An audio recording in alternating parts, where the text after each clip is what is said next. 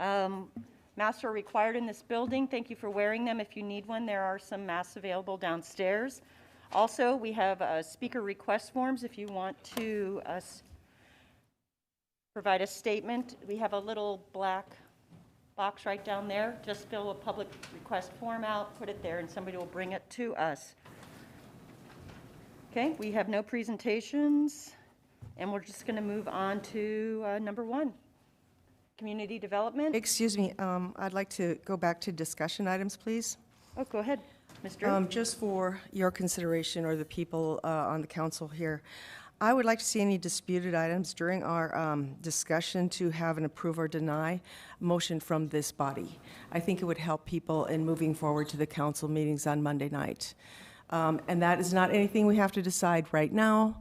It's just simply a recommendation I'd like to make because I think it helped the folks that show up to get some kind of direction on how they're supposed to maybe reach out to members or not, so they know where everyone's standing. That's it. Thank you. Okay, great. Joel, can you advise on that? Did you hear the question?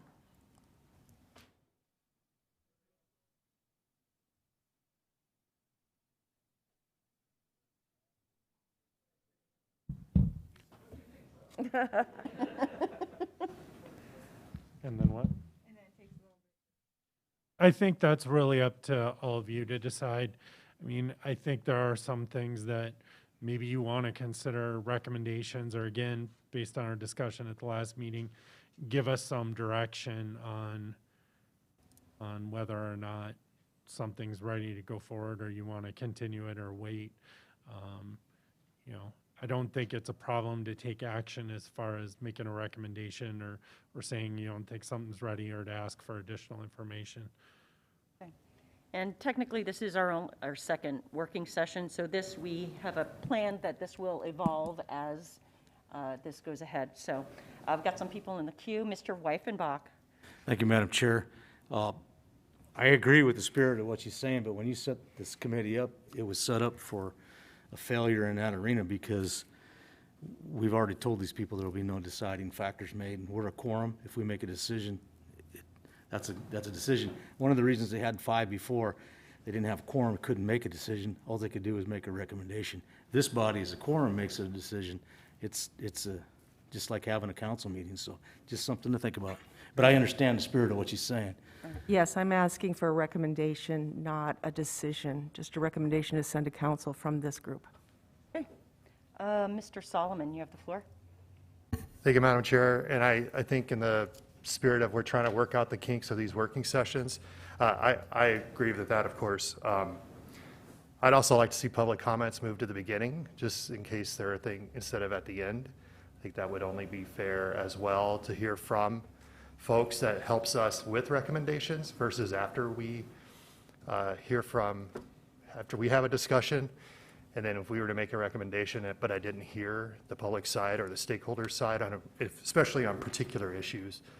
So I would request to the group, sorry I talk with my hands, I would request to the group that we place public comment at the beginning of the agenda just so that we can get that perspective, and then we can respond from there. Great. And Mr. Jones. Thank you, Chairman. I think if we were to agree as a group that these would be, I'm just calling it non-binding recommendation votes, that it would honor what Councilwoman Drew's wanting to do and respect Councilman Weifenbach's concern. And if that was acknowledged or in the minutes or something, perhaps that would do what needed to be done. Because I do agree we need to give some direction. If this stuff just flounders out in the wind, our staff isn't going to know what to do, the public isn't going to know what direction things are going, and they have a right to know. So I think if we called it something like that, Joel, would that make us a little bit safer in that arena? What do you think? Yeah, I think if you're just sending it to council for final approval, it's clear it's not a final action.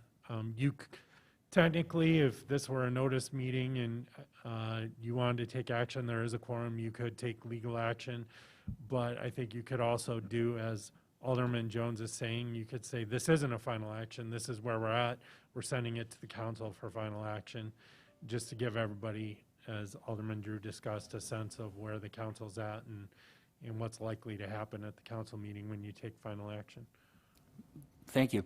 And I very much agree with Mr. Solomon. I think public comments at the beginning would be good. We could hear what's on folks' mind, and it would honor their time. A lot of people are coming here from work or whatever to come and say what's on their mind. It would honor and respect their time. They could come in and say what's on their mind, and stay if they want to, but they wouldn't have to sit through all this. So I think that's a great idea. Thank you. Yield. All right, speaking of time, let's go to number 1. Community development, do we have Mr. Young? Director Young? Anybody from community development? Okay. Anybody care to discuss this? Mr. Nordstrom, you have the floor. Thank you, Madam Chair. You put together a little bit of a chronological history of this name change and the reasons why, what the origin of this street was named, and if it's okay with you, I'd like to share that story with the Historic Preservation Commission and then disseminate it from there once they have a chance to review it. So if it's okay with you. Absolutely. Okay, thank you. Are you doing that now? No, I'm just having a discussion at this point, and then once we get the okay, probably Monday night, then that'd be the appropriate time to send that information out. Okay, great. Mr. Solomon? Thank you, Madam Chair. Two things. I see Vicki Fisher's here. Are you here to talk about this at all or something different? Because we have community development here. I just wanted to make sure that. Madam Chair, when I heard that you said Ken Young and he didn't respond, I came running. So is this the Susan to Yes, Susan? ma'am. Yeah. I can answer your questions. Awesome. One point of fact as we consider this, you know, I get why we would want to change the name. I do know that the word Sioux is actually a French word, in case you were wondering. It's not a Lakota word. So if that's our rationale for changing it, I'm not sure that's the best rationale. If it's clearly because it's spelled in the common way that we use the word Sioux, especially here in South Dakota, that's fine. But just it's a French word, not a Lakota word. And I'm not going to say whether it's good or bad. I just wanted to make sure that that point was brought out before anybody would indicate otherwise.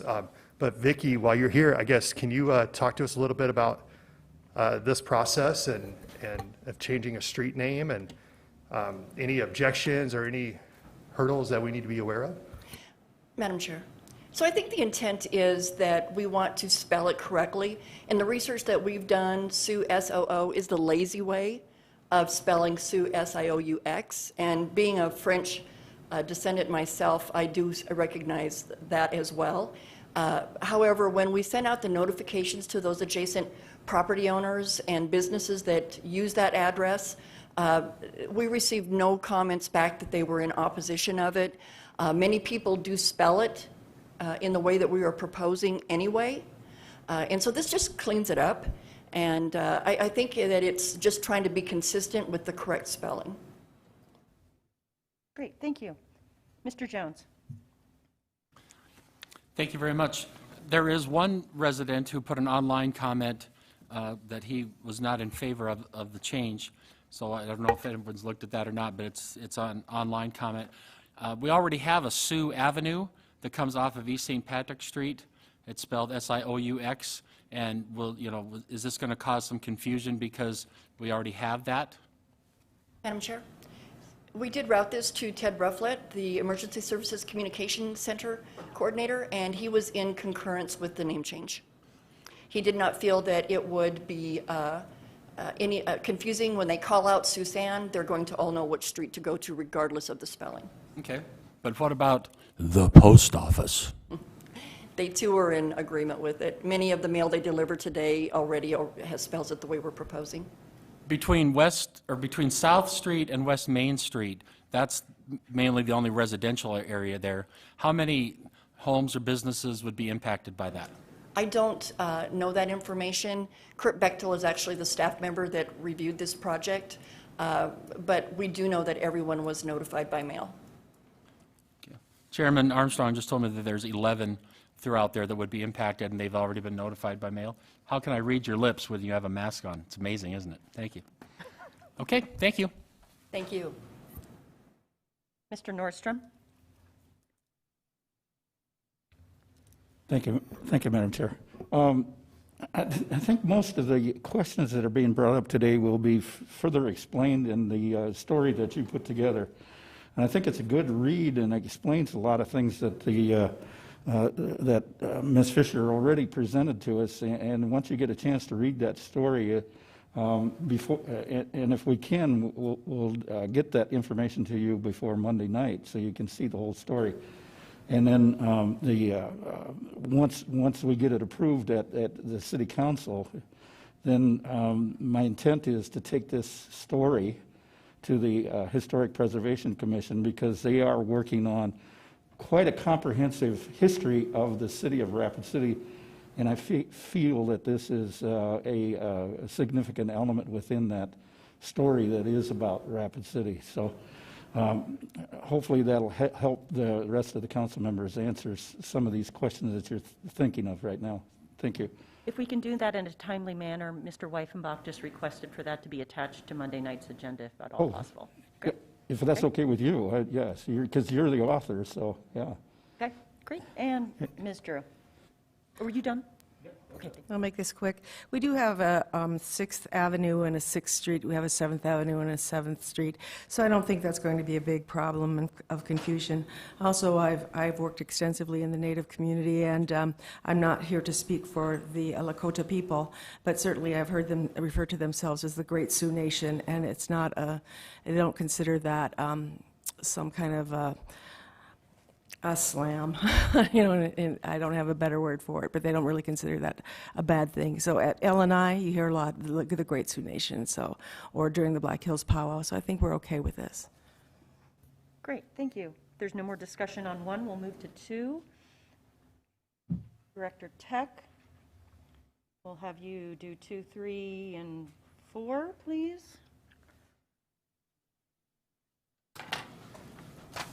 Thank you, Madam Chair. I'm going to cover items 2 and 3 at the same time because they are the same subdivision.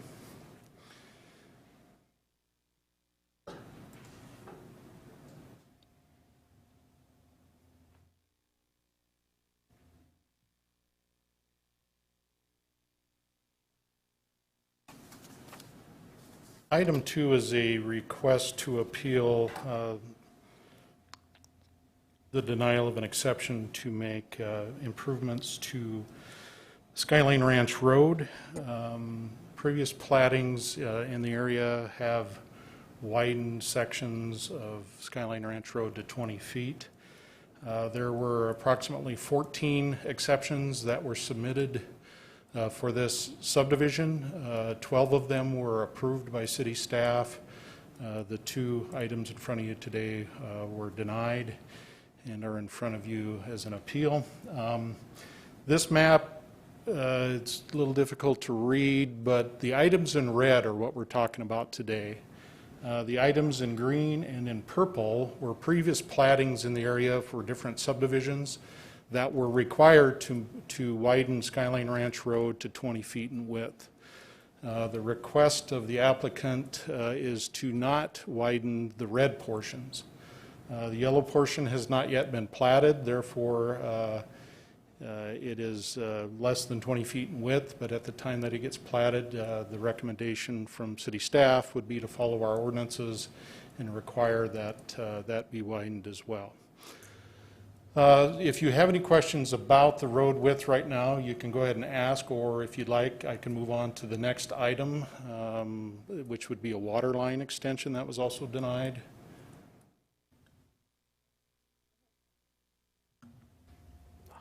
Mr. Weifenbach is in the queue. Madam Chair, I'd just like to know what the road widths are now and what we're looking at requiring them to do.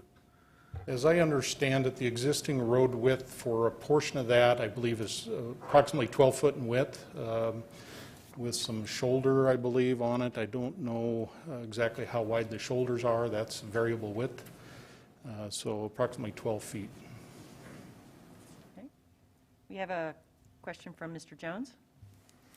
Thank you. So the blue right now is 12 feet, is that correct? No, the blue, I believe, is 20 to 22 foot in width. So that's the main road leading into there, the light blue Okay. on the south side. The yellow would be a narrower section, 12 feet, 12 to 15 feet roughly. And that's unplatted at this That's time? unplatted, and that's not part of the platting that is occurring in this area. So north of there in the red, that's the area That's, in contention yep, right now? that small area there, and then there's another red area to the north. So the two pieces of red, Correct. what are those roads currently?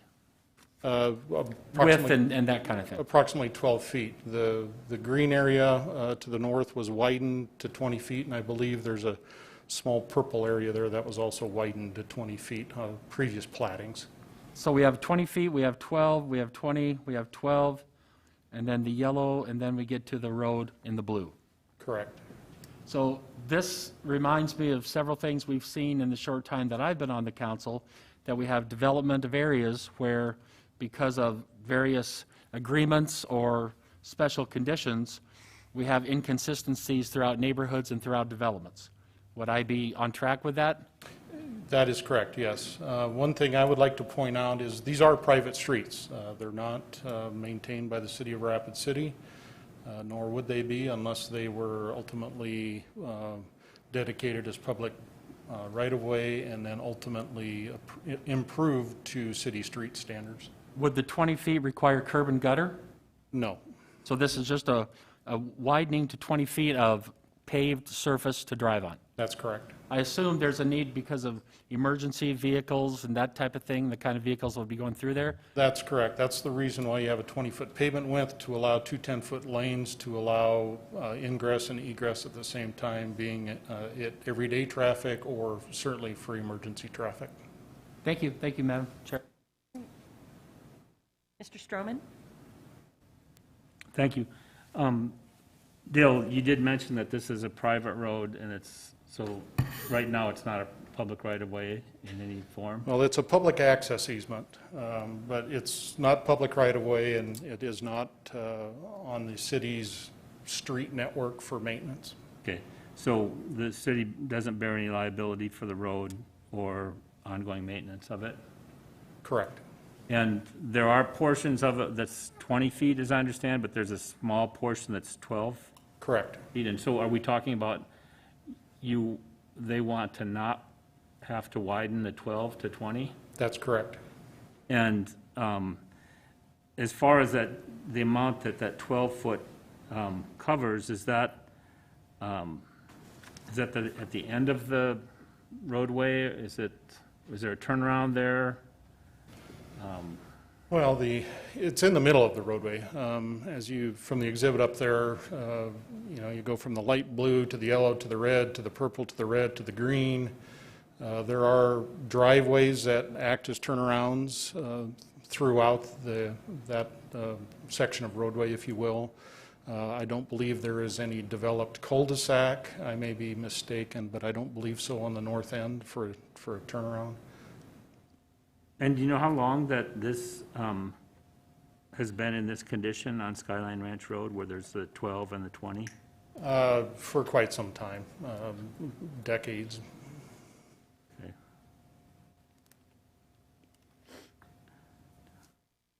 I think that's all I have on the street right now. Thank you. Thank you, Mr. Stroman. Mr. Solomon? Thank you, Madam Chair.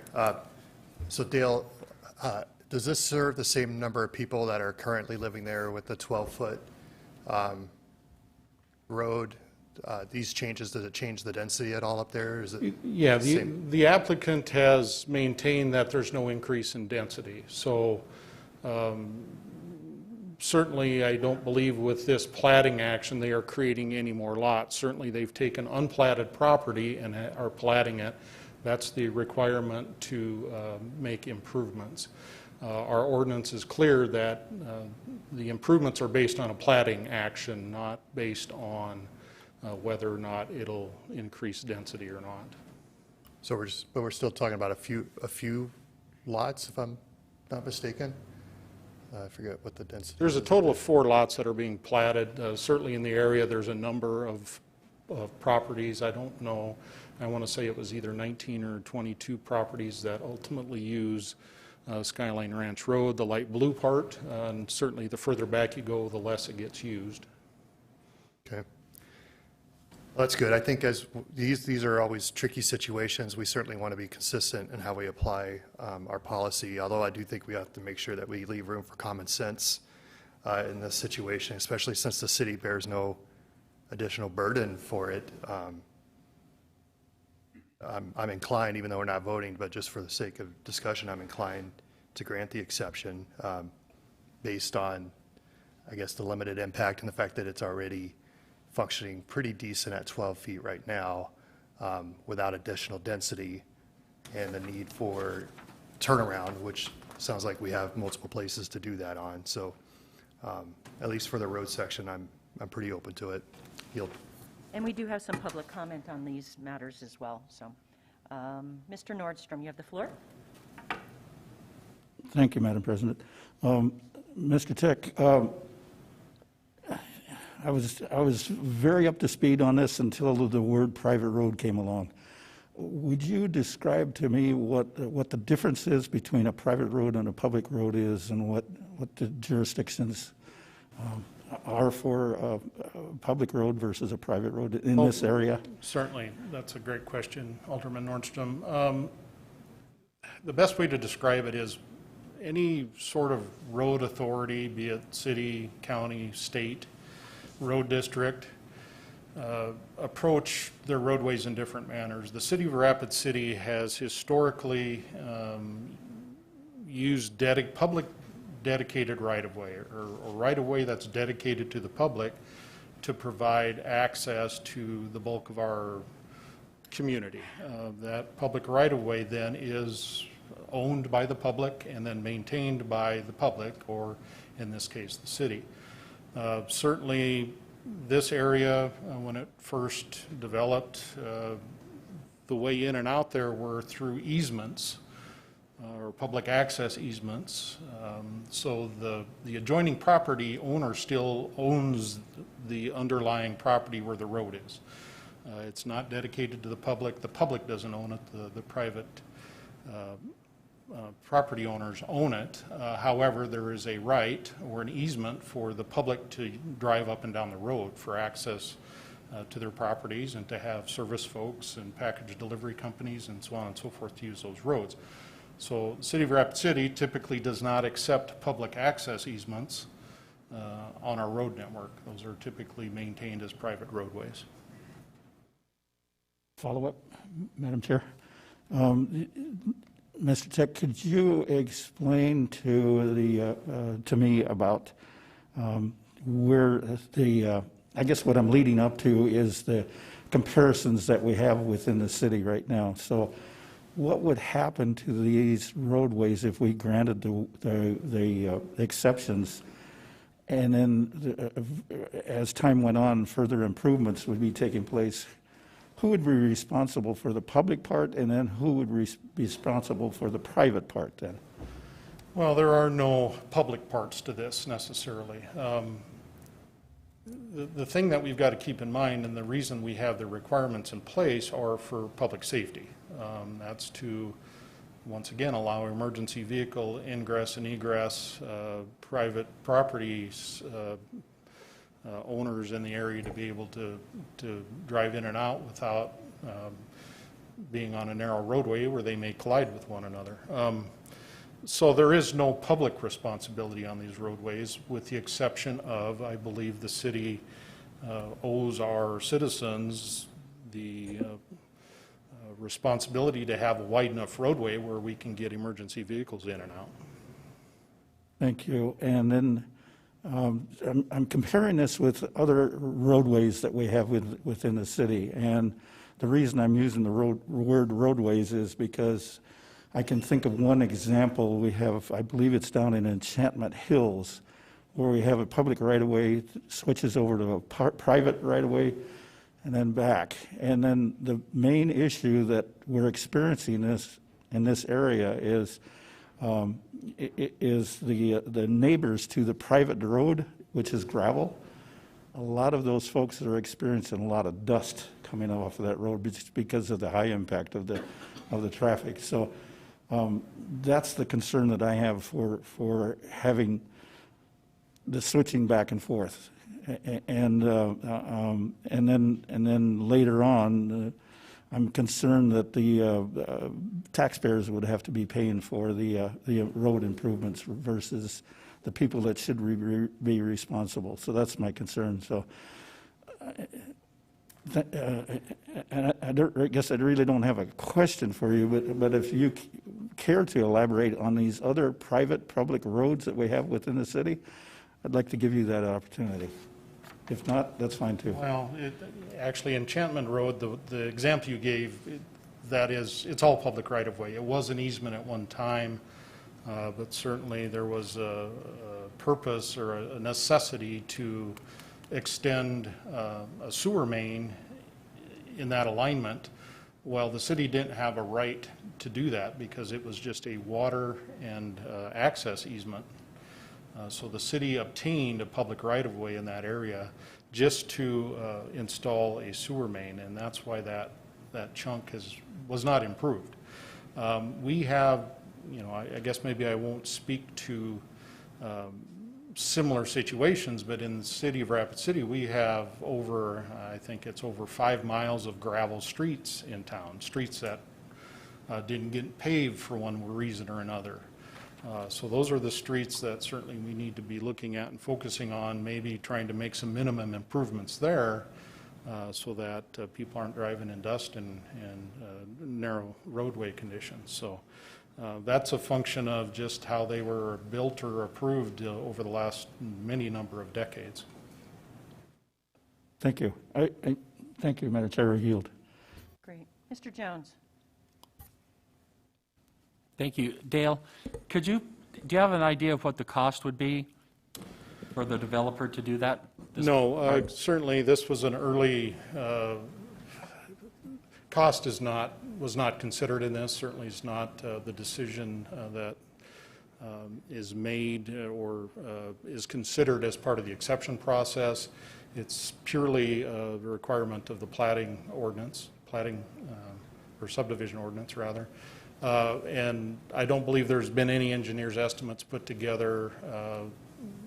The applicant may have a ballpark price, but that certainly was not part of this process. Thank you. And then my other follow-up is several requests or several exemptions have been given to this project. Is that correct? Correct. Already? Could you briefly go over those? I don't have those memorized. There were a number of improvements. For instance, there's another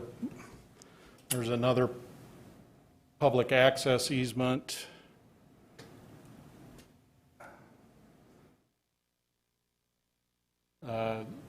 In this area, the request to not make any improvements were approved for that. It's a gravel section. So the city's been working in good faith with the developer to try to meet their needs. Is that correct? Yes. Thank you. I yield. Mr. Lehman? Would any of my colleagues mind if Janelle came up and gave her side of the story and why we should grant this appeal? So what you're asking is, instead of waiting to the end for... Well, for her public comment, or so we can address questions to her at this point. Anybody have an issue with that? Great, thank you. Ms. Fink?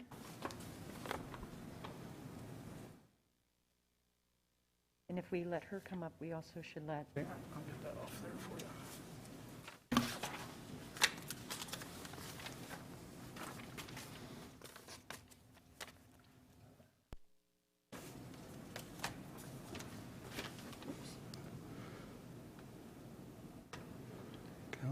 Start presentation? Oh, I hit the...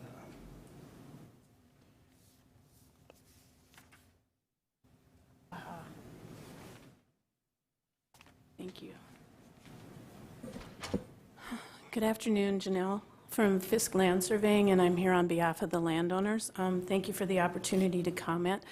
I wanted to try to fill in just a little bit more information for you and then provide kind of some, I guess, additional background that I think will help in your decision. The map that you have in front of you is a vicinity map showing the location of the properties. For those of you that aren't familiar with it, it's on Skyline Drive on the west side towards the south end. Our landowners are Mike Gould, Stuart Rice, and then Ross McKee. There are 4 lots/parcels here, and our proposed plat results in 4 lots that are platted, so there's no increase in density. This exhibit just has the aerial underneath it and shows you just a little bit more of the area that we're talking about. Skyline Ranch Road, starts down here, comes along this area here, turns up north, and then where you see these dotted yellow dots, those are the areas that Dale's exhibit pointed out where our road is only 12 feet wide and doesn't meet the 20-foot requirement that they are asking for. I've got a few pictures too for those of you that maybe haven't been able to be up there. This, and I apologize, these aren't photographer quality pictures, but this is the beginning of the road. It's a nice asphalt road and it's labeled as a private roadway. This is the beginning of Skyline Ranch Road. This is kind of the middle segment. The Mike Gould property is right in this area here, and this curve is where we're turning north and heading towards those segments that are smaller in width. Okay, this picture here again shows the area that we're talking about that's 12 feet wide. Mike and I drove that, took a few pictures, apologize, sun was not the best on that. But there's a nice 12-foot pavement width, and there are shoulders on the side. They're not super delineated. They're kind of grassed, but they're very firm. And what that tells you is that, number one, if they're grassed and firm, nobody's driving on them very much. There's not a need to pass very much. There's no rutting in those areas that would suggest that there have been problems between cars going back and forth. So there is sufficient width for 2 cars to be placed there and pass without any real trouble. This is the northerly segment that is a little bit narrower again as well. Again, it shows that it's paved.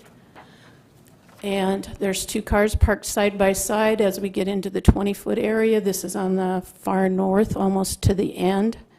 And there's our turnaround at the end. It's not a cul-de-sac, but it's a nice, generous turnaround, and you can also turn around in the Rice driveway.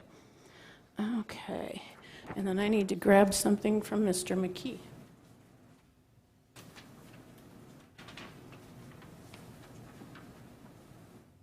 Okay. So this is the last segment that we're focusing on in terms of the roadway improvement here for Mr. Rice and Mr. McKee.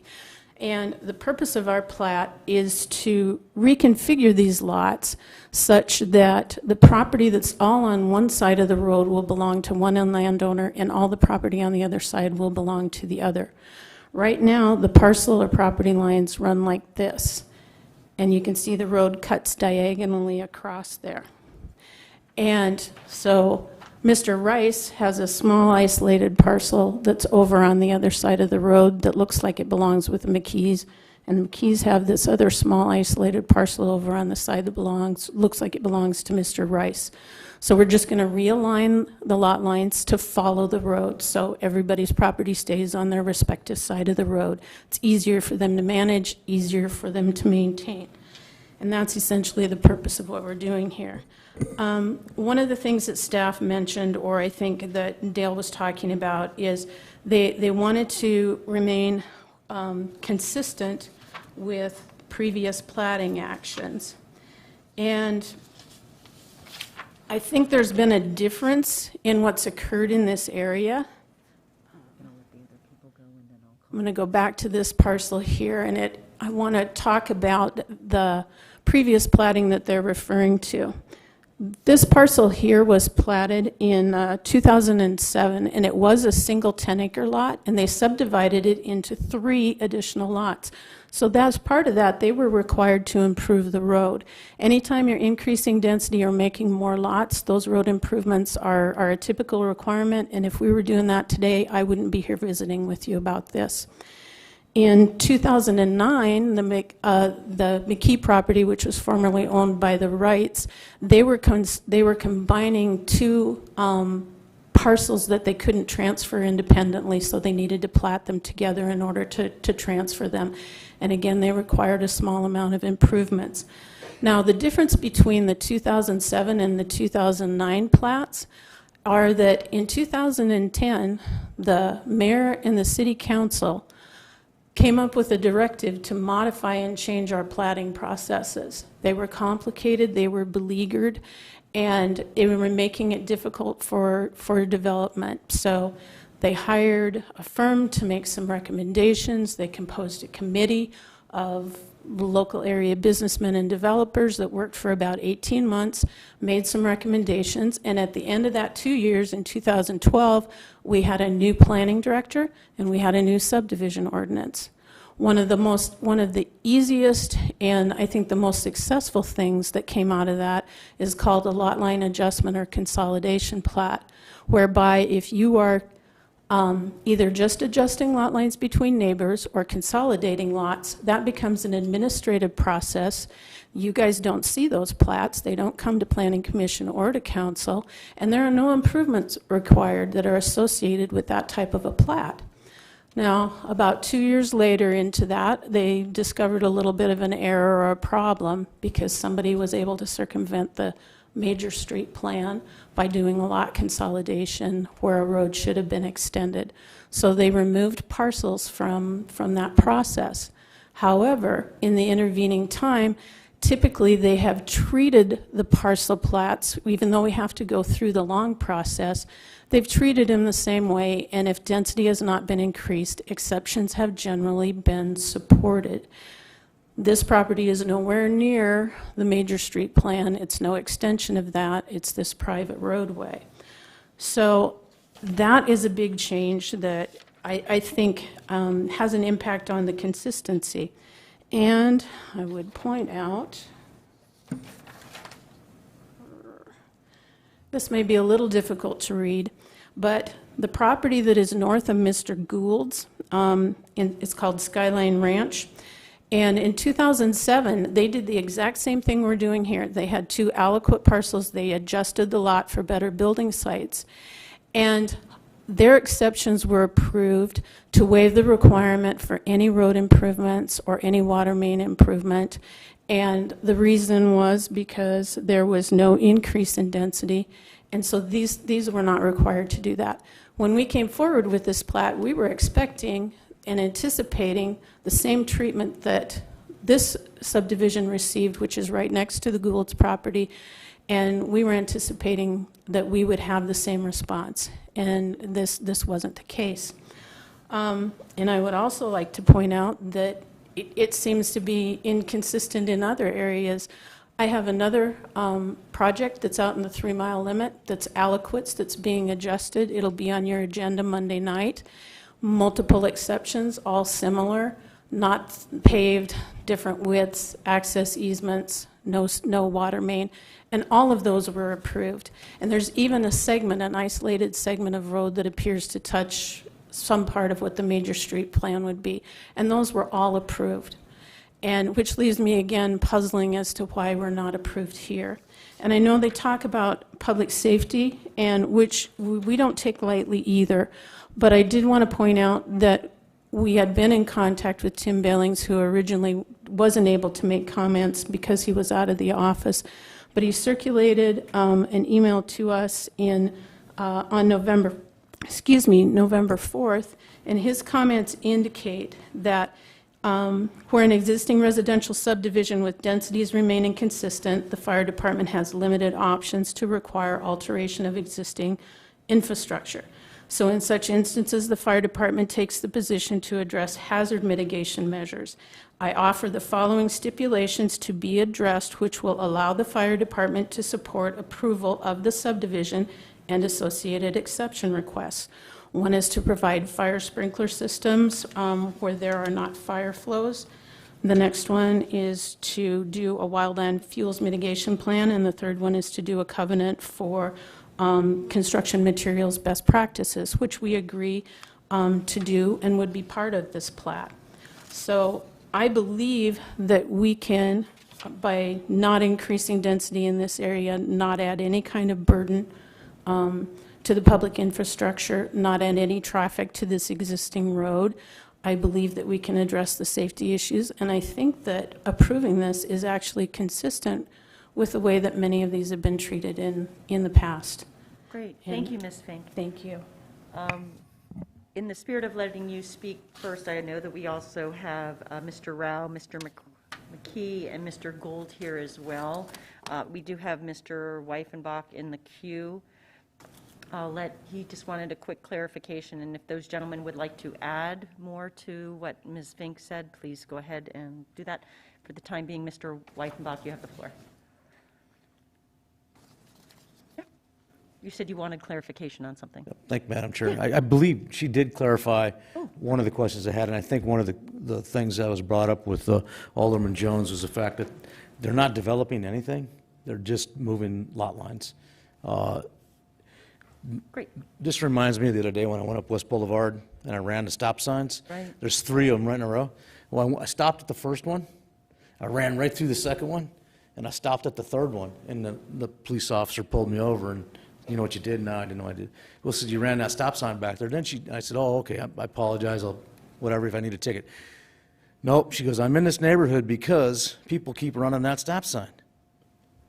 If we're doing 12, 13, 14 exceptions, we need to relook at what's going on here, guys. I'm in favor of looking at what's going on in here. If they're only moving lot lines, and I think that Janelle represents all 3 property owners, they're trying to move it so they have the road on the right side of their property. So I hope that explains there is no developer. They are building houses. They can build them as they are right now. Am I correct, Janelle? Correct. Yeah, so the houses could be built as the road is right now. So they're basically just trying to move that road around. And I'll guarantee if they can move that road around, it'll save a problem with the future council members, like some of the things I'm dealing with already of easements and public right-of-ways and stuff that they didn't do stuff like this, and then now we got a problem because one landowner's pissed at the other one, and so I hope that clarifies a little bit for Mr. Jones that they could build the houses. They just want to move the lot lines unless there's something else along the line that comes up on Monday. I have no problem moving forward with it. So thanks. Great, thank you, Mr. Nordstrom. Thank you, Madam Chair. I'm okay with listening to the other speakers first before I ask a question. Great. Mr. Rao, Mr. McKee, Mr. Gould, care to add anything else to what Mrs. Fink said? Madam Chairman, I'm Ross McKee. First of all, I'd like to thank you guys for your service. This is tough work this time with all the challenge we have, and we need leadership in this community, so I appreciate your leadership. I know I sent you guys a letter as chairman of the Monument Board, and appreciate everything you're doing.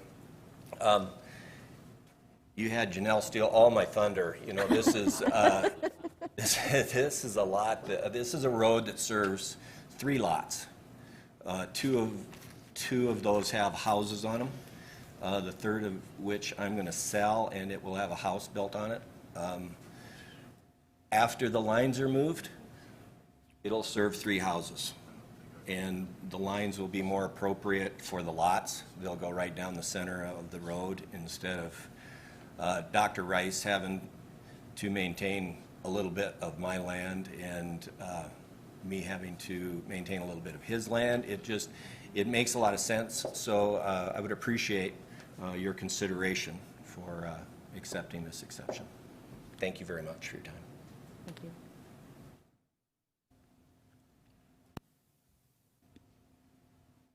Madam President, and fellow council members, I'm Tom Rao, and I'm working as an agent for Stuart Rice, and he owns the property at 2300 Skyline Ranch Road. I have been helping Stuart and Ross and Mike make sense of the changes to these common lot lines, and again, I think what Janelle has gone through with the Rice and the McKee property, we're just trying to get the land on the right side of the road is what we're trying to do. We're not trying to make any other improvements there. And there is a generous turnaround at the end of that road on the McKee property before it goes into the Hill property for turnaround.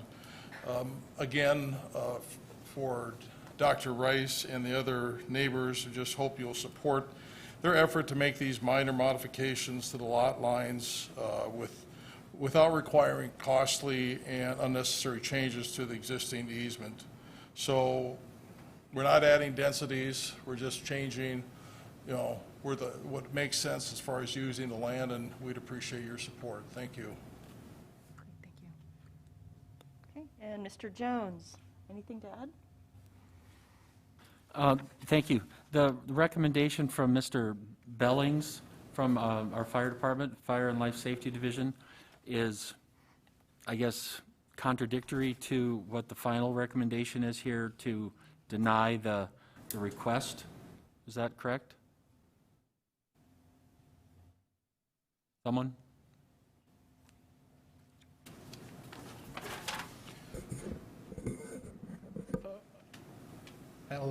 I guess I'll comment to that. I believe that what Mr. Bellings had sent was preceded the actual action on the exception. So that was before an exception was officially, no, that's not true? His email is dated October 23rd. Yeah. That was when we first submitted it, and then he updated his comments. on November 4th. I can't clarify what Mr. Billings said. My apologies. Something for Monday. Yeah, and then, thank you. Then just one last comment. Based on those pictures, it seems like the curved areas there are the most narrow, and thusly would be the most dangerous parts of the road, and probably should be wider. I yield. Thank you. Mr. Nordstrom. Thank you, Madam Chair. Yeah, I just wanted to, can I ask a question of Janelle Fink, please? Ms. Fink? Janelle, with your experience, and I highly respect it, could you clarify the difference between this property and the roadways that we're experiencing up in Carriage Hills? Have you got enough information on Carriage Hills and the roadways that we've got up there? Carriage Hills, I think, are predominantly public right-of-ways. So they're city streets that are city-maintained largely. And these are private roadways, as Dale indicated. Underlying ownership belongs with the landowners. The right or the responsibility for maintenance lies with the landowners. No public funds, no public maintenance, no snow removal, no pothole filling, nothing. Thank you. What I'm interested in is the public access areas. And the comparison that I'm looking at with Carriage Hills, and especially in inclement weather, meaning snow, and the accessibility to those roadways in Carriage Hills, my concern is that we're headed in that direction if we give all of these exceptions on the public right-of-ways, not the private, but the public portions of it. And if we have inclement weather, it's still our responsibility on the public roads to maintain those roads. Yeah. Am I misunderstanding something in here? I believe that you're confusing and thinking that there's a public component here. The easements are listed as public, some of them are private, some of them are public access and utility easements. And that doesn't mean that they belong to the city. It just means that their general access is available for the FedEx delivery guy, for the home furnishings guy, for the carpet cleaner guy.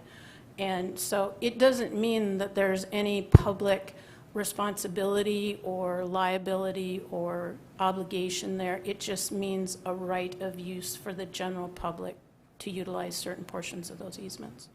Does that help? Thank you. And Janelle, just so you're aware, I'm concerned that we're headed in the direction. I like what you're doing. I appreciate that, but I just want to make you aware that I'm concerned that we're headed in the direction of the similar consequences that we're dealing with. And as Mr. Tech noted, that we've got 5 miles of gravel road we're going to have to do something with.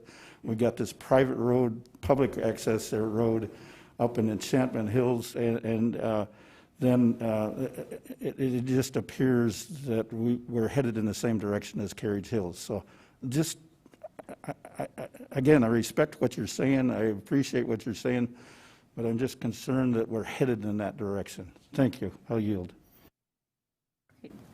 We have no more discussion on, I guess we lumped that 2 and 3 together. We'll move on to 4. Madam Chair, we never really addressed the item 3, which is Okay. a water line component. Okay, I'm sorry. Go back to 3. If we could backtrack just a bit.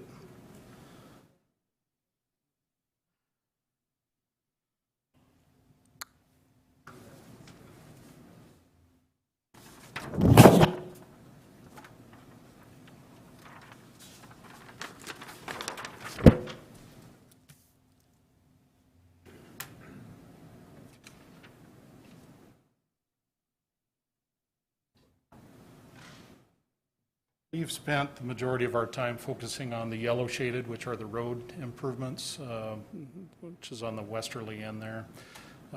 J.M. Gould Memorial Street or Drive on the east end is a gravel road. That was, there was an exception requested to waive all improvements there. That exception was granted for the roadway with the exception of the installation of a water line. Janelle had pointed out there was a 2017 plating that occurred on the north end up here, and that's what that exception was granted for, was the installation of water line in this area because there was no water line to hook to. Currently there's public water main in Skyline Ranch Road. As part of this plating, the requirement to extend this water main exists, and that is the second appeal that is on today's agenda, is to not construct the water main. I'll reiterate, the road improvements were recommended, or actually the exception was approved for those, but the installation of the water main was denied by staff and is being appealed.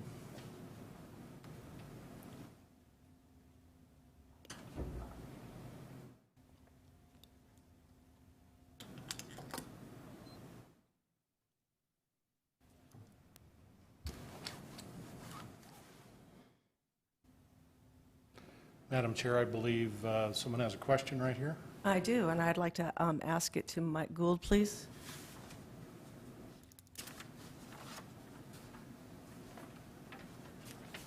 So Mike, how are these homes currently getting water if they don't have access to a water main? Excuse me, Madam Chair, members of the council, Michael Gould, 1850 Skyline Ranch Road. The homes that we're talking about in the back to the north of my lot were platted in 2017, and they drilled wells and sprinklered their homes as well as the alternative to bringing the water line from the main all the way back. The water main has existed there for approximately 20 years, since I've been up there 22, and my wife was instrumental in getting it back there, actually, my wife Marnie. But point being that they elected not to hook up to the water 3 years ago, and it wasn't an issue then. My lot that I would like to plat basically has access or ability to hook onto the water. It abuts the water line, comes right up to it, and you know, so it's not really an issue about me having water. I have city water, but I don't understand how, if it wasn't a problem in 2017, it becomes my problem in 2020. Because why? As a developer, you need to pay for that water line to be connected? Well, engineering would like to have the, yeah, I mean, if I wanted to put another hookup on, I could certainly do that. I mean, that's not an objection. I mean, actually, that's a plus in the column of that particular plat. But I don't think it should be my responsibility to run water to the people to the north. Okay. You know, I look at both of these items, and I think that we're causing a problem where there isn't one. We've gotten a lot of lectures this week on personal responsibility and liberty. And, you know, I think if someone wants to build a home and have their own water supply, I think that should be within their rights to do that. if someone wants to live on a street that, right now is working for them, and according to Chief Billings, worked for a long time for any kind of fire mitigation, I think that's up to people to decide. So I think this is a problem where there is none. I'm going to support the approval of both these. I'm not going to say to deny either one of them, because I just think we're creating a problem, and maybe we are creating one for the future, but we don't have one right now. And so I say Rapid City streets first. Let's go take care of the 5 miles of gravel roads we have in town, instead of worrying about, 3 or 4 homes up on Skyline Drive, or the possibility of more. I'm sorry to not, support the staff on this one, but I think we've already spent too much time on it, and I'd like to just say that I'd like to approve both of these. Mr. Yield. Solomon? Thank you, Madam Chair. Have Dale Tech go to the podium and answer a question, please. Dale, we're going to get your workout in, even though you're in a meeting. So the question is why we require this if there's already access to water for the neighboring properties. Can you kind of give us the city's perspective on that?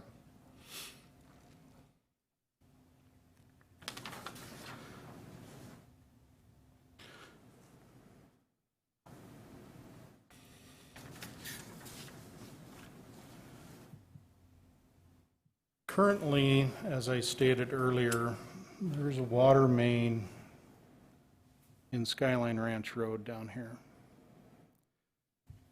These lot lines are difficult to see, but the exhibit Janelle has here shows the existing parcels. So that's this Gould parcel here. They're proposing to change that and create another lot just north. You see it's got a Lot C and Lot D. Lot D, at a minimum, needs water, or should have the ability to have water. Mr. Gould just stated that he doesn't really need it. Certainly, any standard subdivision that we would do, the expectation is the lot that you're platting, you would extend the infrastructure to it for a number of reasons. A, you're not creating non-conforming service lines, and B, you're providing fire suppression. You've got hydrants on it, so for firefighting. So that's the primary responsibility. The way our ordinance reads is they're required to build at the entire frontage of their property. To make sure that that Lot D would have water supply. Well, or the next people that plat going on down the road and on down the road and on down the road have access to water. We've, this board, this council has heard many, many times that, well, I don't need it. Well, the city's built on, you extend it to your property line so the next person can go, and next person can go, and next person can go. That's how this city was built. And that's consistent with the way our ordinance is written, and in the spirit of what the reason why this exception was denied. Okay, very well. Can I also direct a question to Janelle? Dale makes a good point that we got to make sure that the future development surrounding the property has access to the water, even beyond, say, Lot D in this situation. What would your perspective be?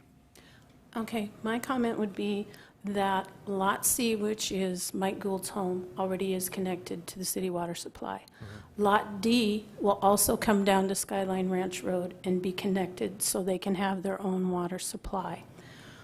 In 2017, when they platted these 2 lots, the same thing, this adjustment that I mentioned before, just adjusted those parcel lines. They didn't have to put water main even in their portion.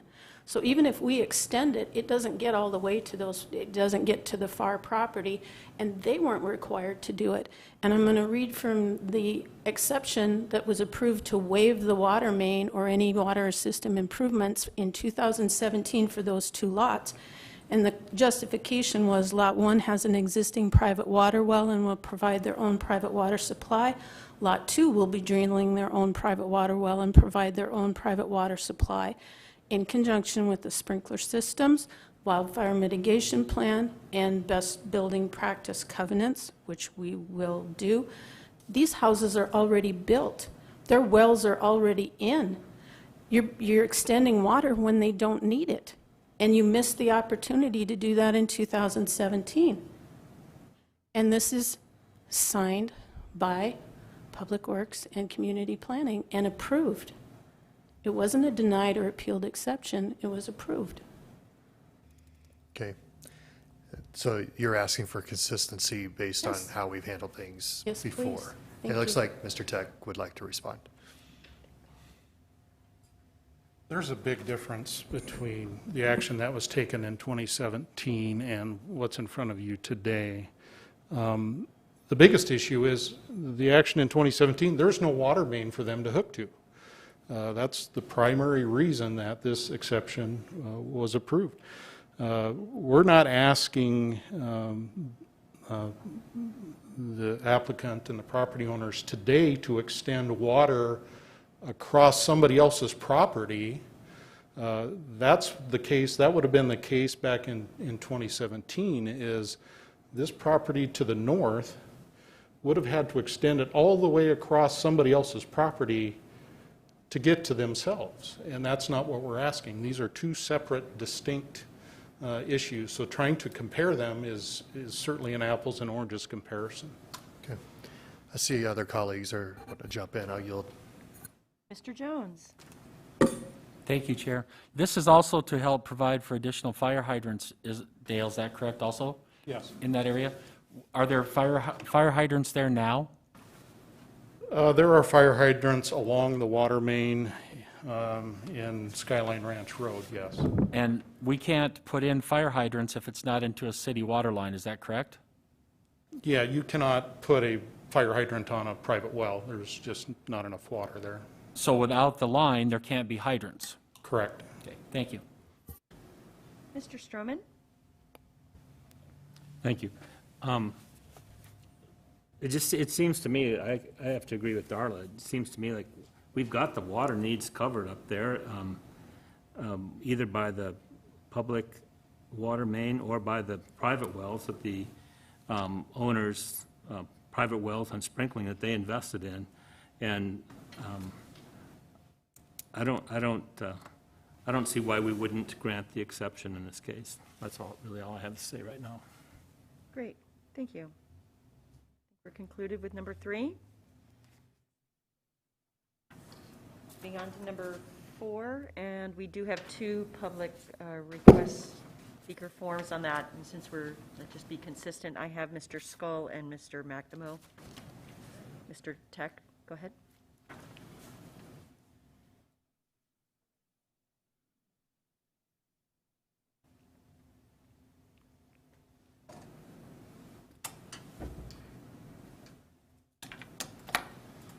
Okay, we're moving on to item number 4.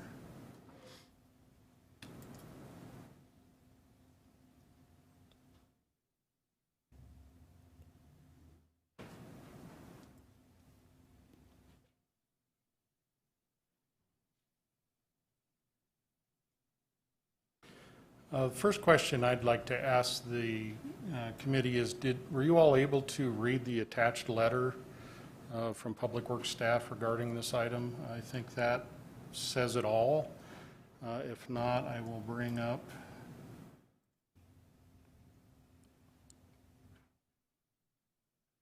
letter, and that is not it.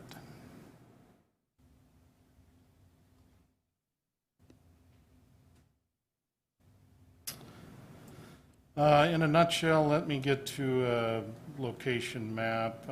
My apologies, this is rotated. This is off of Reservoir Road and future Anamosa Street, 40-acre parcel. Some time ago, I believe an exception was approved to not make improvements in Reservoir Road, which is shown here on the top part of the map. The exceptions in front of us today are along Anamosa Street. This is also Rapid Valley Sanitary District, so the water and sewer utilities are actually owned, operated, maintained by Rapid Valley Sanitary District. They are not City of Rapid City utilities. The request, I believe, as it came in, was to not do any improvements, either road improvements or utility improvements along Anamosa Street. This is a little better map, I think. Reservoir Road, Anamosa Street over here on the left. And I'll go back to the letter that was attached. Let's get started with exception request to not construct a water main in East Anamosa Street, and that request is to deny, and that's the Rapid Valley Sanitary District has reviewed this request, and they have indicated that they need that for their system, for future expansion, for future operation, for actually looping purposes. So the Rapid Valley Sanitary District does not want that requirement to waive the water main or the sewer main in East Anamosa Street. So that's what these first two items are, water, sewer main. And then the exception was also to not construct the entire roadway of Anamosa Street. Staff looked at this, studied this, decided that, one argument in front of this council all the time, it's not fair for one property owner to pay for the entire street. They should only pay for what they're responsible for, and I think staff came up with a wonderful compromise, if you will, to allow them to just build 20 feet or half of the roadway on their side of the property that they would be required to do. So that it wasn't a full denial, it was a partial denial of the request, or partial approval rather, that no, you don't have to build the full 36-foot width, but build 20 foot of roadway, which is the minimum roadway, which we just discussed in the previous couple items, that you need 20 feet to have two cars to be able to safely pass one another, as well as emergency vehicles.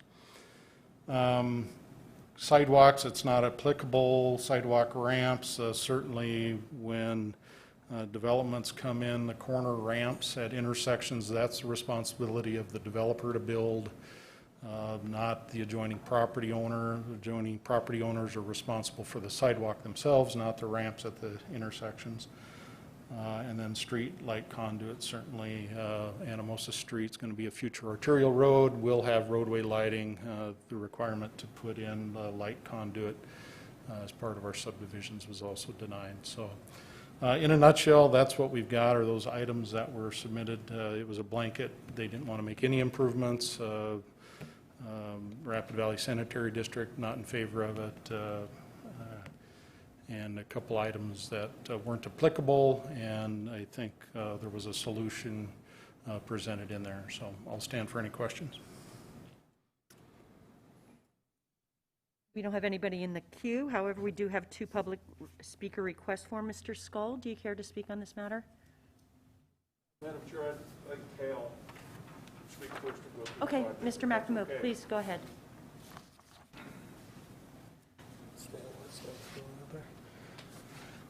My name is Cale McNamara, Long Branch Civil Engineering. I represent the applicant, 821 Columbus Street. Got an item that I'd like to, can I just reduce that deal, or redo? I'd like to get to the overhead, yeah.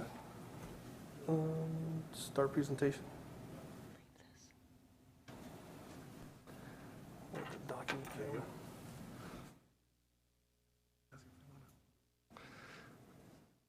So I'll bring this back over. Again, we have Reservoir Road, future Anamosa Street. Reservoir Road, future Anamosa. So our exception request, again, as Dale accurately pointed out, was to not construct future Anamosa. Oh, sorry. I'm too tall.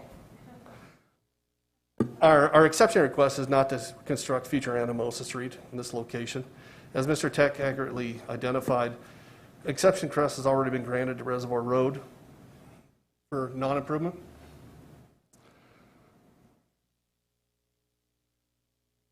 I'd like to point out that our client owns approximately half of the right-of-way to future Anamosa. Client does not own this parcel. And I'd like to show you representation of our property relative to Oakvale Road. This is taken from the city's major street plan. This is the corner of our property in this location. This is the alignment for the city's major street plan to extend Anamosa back to Oakvale Road. That is approximately 3,900 plus lineal feet of future road extension that would have to happen prior to a connection to East Elkvale. When you think about that, we're bearing down on 3/4 of a mile. Maybe it'd be easier if we discuss some of the exception requests in pieces. Now, the one exception request I think I'd like to start with is the sewer. Now, as part of this project, we intend to build a sewer main to this location.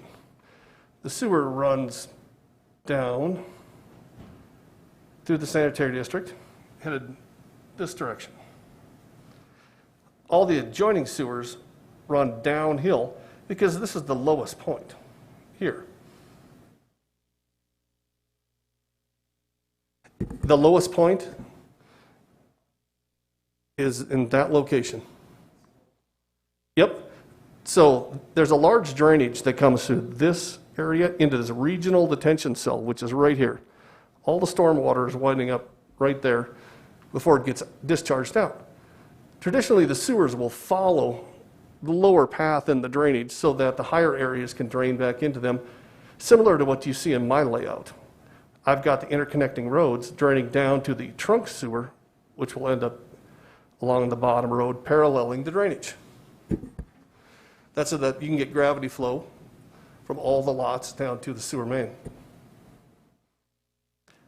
We propose to bring the sewer to this location in the middle of Anamosa Street. When you look at the drainage crossing, this elevation right here is lower than the elevation of the sewer I'm going to be able to build at this location, which indicates that I can't build a sewer main through here that would be able to gravity feed back to it and out.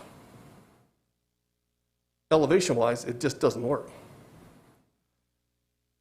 Now, there would be a possibility to build a sewer main that would extend up future Anamosa Street, but I don't have a major street, I don't have a layout for this property. You can guess at what it would be, and my guess is that this road is going to keep following the drainage and provide sewer capacity to roads that are going to run up and down the hill, similar to what we've done within the subdivision. Now, with regards to the street embankment, what we propose to do is to build the embankment to East Anamosa Street in this location. Part of the reason is we need a second way through the subdivision to accommodate the 40-unit rule. The 40-unit rule is going to start at this intersection, and we'll have to start counting lots to make sure we don't get over the 40-unit rule. We need a second means of egress. What we would propose is to build the embankment for East Anamosa Street in this location as part of this project. Now, the request has been, and the city was counter-offered with the concept of building a 20-foot paved surface with curb and gutter on it. The one issue with the curb and gutter that we see is I have established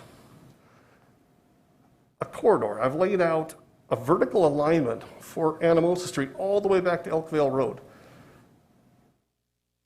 so that I could make sure these lots that are going to back up to Elkvale are going to work with the future street alignment. So they're not significantly higher or significantly lower than what we project the future alignment of Anamosa Street to be. Bear in mind, that's 3/4 of a mile of road that we don't in any way control what they're going to do. And they don't have to accept any alignment that I've taken, other than you have to build it per the street criteria manual. So if we put curb and gutter on this road, even half of the lane of curb and gutter, and the road alignment changes vertically 6 inches, all our curb and gutter's a throwaway. So I can do my best to set a vertical alignment for it, but that doesn't mean that in the next 20, 30 years, as Anamosa Street starts building its way across, they're going to hit some magic elevation that I set today. There. What I would propose is there's an opportunity, since Reservoir Road will be gravel, an opportunity to build this gravel surface, which would, on top of this Anamosa Street embankment that we propose to build this gravel surface that would connect back to Reservoir Road in this location. Would exclude the curb and gutter.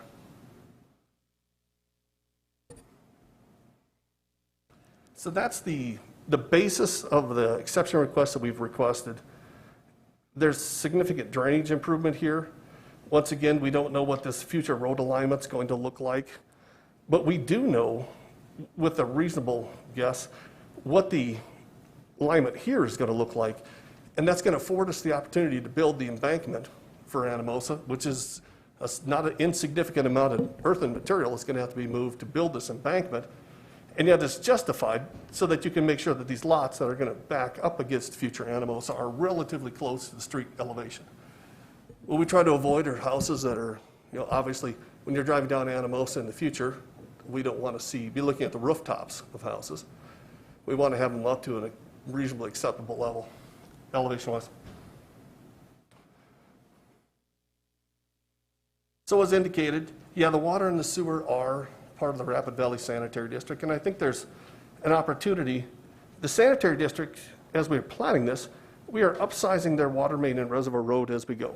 Each phase will include addition of more water main in the Sanitary District in Reservoir Road to this point, and a connection that comes out the end of the cul-de-sac, which then loops the water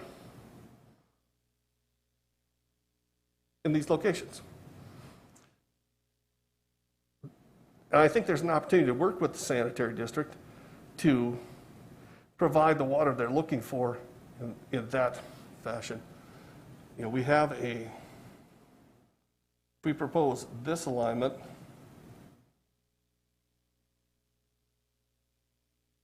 We can still achieve what we're looking for. And I just think there's an opportunity to work with the Sanitary District to solve that issue. The sewer seems like a non-issue because we already plan on extending the sewer up to the location where it seems most feasibly needed. Any future master plan to take roads back into East Anamosa, I don't have to guess at where to bring the sewer to, which doesn't seem reasonable. It would seem that when these people come up with a master plan, they would just tie onto our sewer that we brought to them and extend it up Anamosa and then in, or more likely, go this direction and feed it.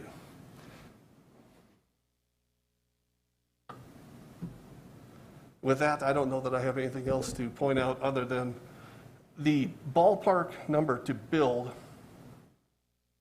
Anamosa Street. That's 1,300 lineal feet. It's a low number, but traditionally I've used around $675 a foot. That works out to about $875,000 to build Anamosa Street. Granted, with the reduction in pavement width to 20 feet and eliminating one of the curb and gutters, that number might be closer to 650 to 700. So, and with that, I guess I would turn it over to Mr. Scull unless you have any questions. Does anybody have any questions for Mr. McNamara before we go to Mr. Scull? Mr. Weifenbach? Thank you, Madam Chair. Have you spoken to the Rapid Valley Sanitary District about your proposal? They have to approve the plans, so they have the plans right now. So right now, they don't like what you're saying. We'll need to talk to them about the water. Now, the sewer, I think that the sewer seems reasonable in that I believe that we talked to the sanitary district, they're going to be okay with the sewer. So the only thing we're talking about right now is the road? I think we're really talking about the road. I guess my question would be for Mr. Tech, are we talking about the road, the water, and the sewer? Because I don't think Rapid Valley Sanitary is here. I would caution the council of making decisions on behalf of Rapid Valley Sanitary District. I don't believe that's fair to them, especially since they're not here. So wouldn't we be just talking about the road? Yeah, and the road, that's certainly a major part of the exception. So Monday night, or when we have this meeting in Rapid Valley Sanitary, probably should be here or something, I guess? And would we be making a decision for them? I mean, we Yeah, can't really override what they say. that's right? in effect what you're doing as part of the subdivision regulations. I guess they could always come back and say, no, you can do this, but we'll make sure we reach out to them and either have them here or have something in writing from them for Monday I feel night. really uncomfortable trying to Right. figure some of them, and being here, the road thing, I guess we can take care of Monday night or whatever. But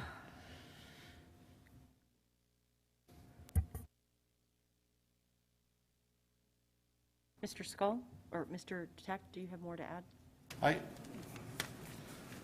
just wanted to point something out. Look at that subdivision up there. I don't know how many lots in there, 100? 91 lots. And to be surrounded by gravel roads, that doesn't seem to make a lot of sense to me. We've been trying to gain traction in Rapid City as far as having good quality development and good quality infrastructure for our people, especially new people moving to town, and I think it would be somewhat of an injustice to the folks that would be living there to have two gravel roads adjacent to them.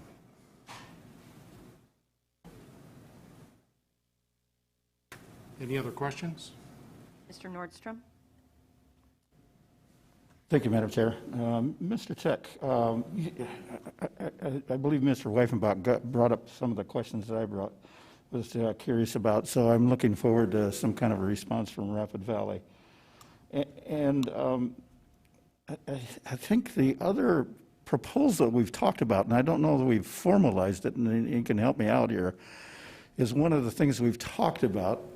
Again, I don't know where it's at in the discussion stages, but at least some kind of partial payment. If we're going to waive this and make a gravel road of it, can we get a partial payment for a future road? So, for example, half of the road, they're going to pay for it, and then as a down payment? I don't know. Yeah, that option has been floated out before. I don't know. I think maybe there's been one instance where we had a developer take advantage of that, or actually go down that road where they decided to put up half the money, and then in the future the city or the other property owner would build the other half of the road, and then it would be done at that time. But that's currently not a formal policy we have. That's just been an idea floated out there. Thank you, because my primary concern is obviously we're kicking the can down the road if we waive this. And again, it goes to a future council, what they're going to deal with this, and the future taxpayers are going to have to pick this up. And it kind of brings me back to a couple of things. Is we have a situation that developed over the years and is now just getting corrected, is Homestead Street. We let that go, and now we're going through a TIF process to get that road fixed. So is it possible to do a TIF in this process? Would staff be supportive of looking at a TIF to get the proper development done in that area? Well, for a TIF, you need development. Yep. Certainly, the group that's in front of you today is committed to developing 91 lots. However, if you're building a road such as Reservoir Road or Anamosa Street, you really need development on both sides of that road to pay for it. There's no way to force the vacant properties adjacent to that road to develop. So to me, it's quite a risk to use TIF funding in a situation like this. Thank you. And it just brings back to something else we've talked about early on in this mayor's tenure. One of the things that we do is we develop backwards. We primarily are driven by developers, but the city doesn't have an opportunity to determine where the development should be taking place. So again, it kind of, for me, it falls, again, we're kicking the can down the road and doing development backwards. So I don't know if you want to expand on that a little bit more, but it's just kind of frustrating that we have to kick the can down the road and then use more CIP money to fix up a road in the future and ultimately it winds up with the future taxpayers having to fix the problems that we're creating for future developers. Yeah, I don't think I'll go into any depth on that. The most reasonable growth you can have is have the existing infrastructure there and ready to go. To me, it's apparent that in some of these instances, in this one, the infrastructure's not there, there's resistance to putting it in. It might be a little ahead of its time. Thank you very much. So the comment was made that the curb and gutter doesn't need to be there until an undetermined time. My colleague, Mr. Weifenbach, mentioned about the streets and the need for us to pay attention to that.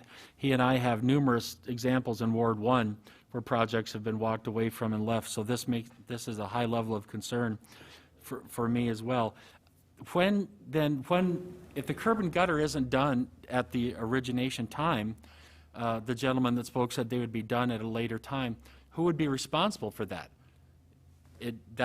Would they be done and that be left up to the taxpayers to pay for?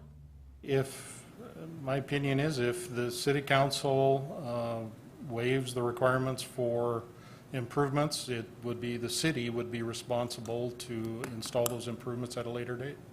And that's happened many times throughout our city, and we need to make sure we are careful about that, that we don't let that continue to happen. I believe that developers and people who do these projects are a big blessing to our town because we grow and we build and we develop. But there's a pretty standard set of rules that's laid out in the beginning of what has to be done. And making all of these exceptions, I have already seen cost taxpayers money and causes a lot of grief to people who have to come clean up the mess. So I would encourage us to use caution in continuing to approve these. Thank you. Thank you, Mr. Jones. Before I go to Mr. Evans, I'm going to bring this over to have Mr. Lehman take over the chair. We're at 2 o'clock. We're only on number 4. So, Mr. Evans, go ahead. Thank you. Yeah, I just wanted to point out, to continue what Richie was talking about, we've been having the cart leading the horse on these developments now for so many years, and it puts such I think, an unfair obligation on the developer to be planning ahead for other people's developments. It doesn't make any sense. We've got to change the way we do this building and develop this infrastructure, and I know it's related to money, but with money right now being at all-time low for borrowing, I think we should investigate acquiring the funds to change the way we do things and let the city build it the way it should be built so they can execute a concept that involves the next 20, 30, 40 years of development, and we don't have to go back piecemealing these, jerry-rigging this stuff together to make it work. And so I don't know what the vehicle is for getting that change in place, but I think now is the time to do it because even borrowing funds is pretty cheap, and I think we should explore that in the very near future. Thank you. Mr. Weifenbach. Thank you, Mr. Chair. I appreciate what Mr. Evans had said. And you look at this, and I understand the staff's position on this road, and I understand the people that are developing this. Obviously, we need houses in Rapid City. It's become a basic refugee for a lot of people across the country who don't like the administrations they're under now. They've come here. This is an opportunity, and I couldn't agree with Mr. Evans more than the fact that some of the cities, and I think Sioux Falls is one of them, uses division fund money, which everybody calls it or whatever. They use a certain amount of that to get out ahead of a deal like this, because this is a predicament. If you don't build that road, you got a gravel road, and eventually somebody's going to build that road, right? And so at that point, they'll have to address it, and we'll kick it down the can. They'll kick the can down the road for a further council, or we address it right away, and we get on top of this, and we find the funding to do these types of things that make these developments profitable. They got to be profitable, or these guys aren't going to do them. I'll guarantee it. I've looked at several of these, and it's getting harder and harder and harder. And then we look at some of the red tape that we got involved. I think there's a cost of anywhere from, like, versus the city versus other places. Some guys will tell me anywhere from 15 to 23% increase in the red tape that they got to deal with. And this is the reality of it. And whether these guys will tell you that or not, I don't know. They tell me when I'm not in this chair. So they need to tell you guys, and we need to get on top of this, because Mr. Tech is correct in the fact that if you don't build this road, if we don't build this road, we're gonna deal with this in the future. We're gonna have a gravel road. So what's the best solution? If we don't want this project, then make them build the road, okay? If you want the project, we're gonna have to help them find a way to put this road in, obviously. And if I've misspoken, I guess these guys can tell me, but, so we need to have a solution, and these solutions gotta come fast, because right now, these people are gonna build in Box Elder, they're gonna build in Somerset, they're gonna build in Piedmont, they're gonna build everywhere else except for Rapid City, because like Mr. Evans said, we're not out in front. We got the cart in front of the horse. It's a reality that we've faced for a long time, and we've never confronted it.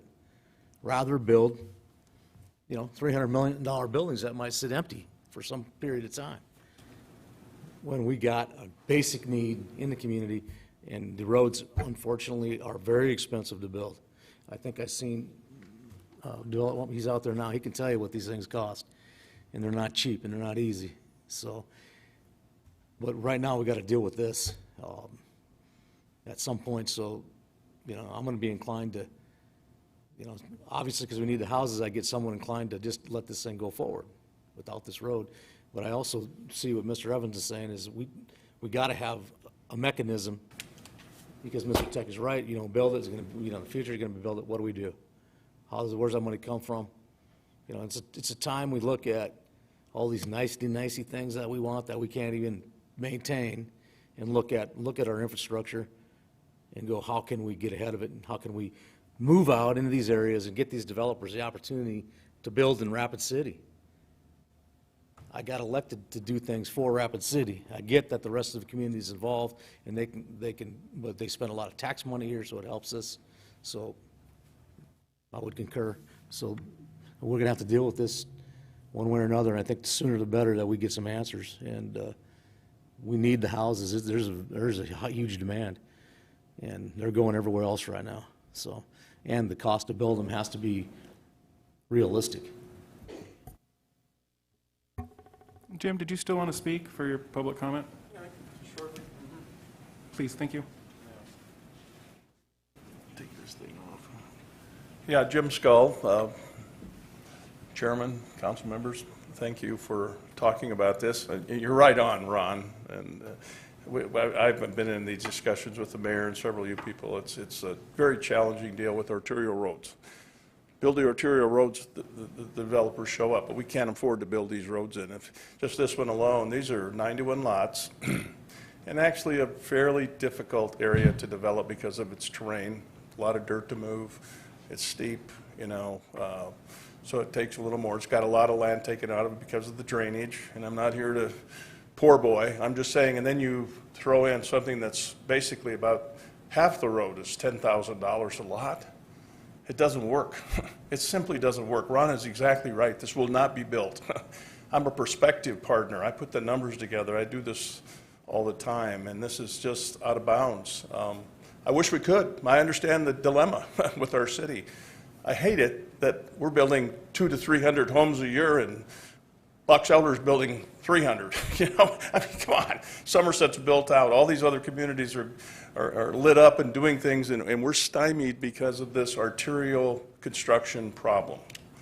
I just did a little project in Hill City where they used a TIF supported by the state, affordable housing. Basically, these are affordable houses. These are lots that really are going to stay under $50,000 because that's what the market demand is, and that's what the area desires there. So, you know, you're limited by that. You just can't charge whatever the heck you want to charge. So that arterial streets and the cost, and this one in particular because of the drainage, Cale doesn't go into it, but when we have to cross that drainage, when the city, whoever who does, you know, you have a substantial box culvert. Very, very expensive. A lot of dirt work to do there to make this road sustainable and correct.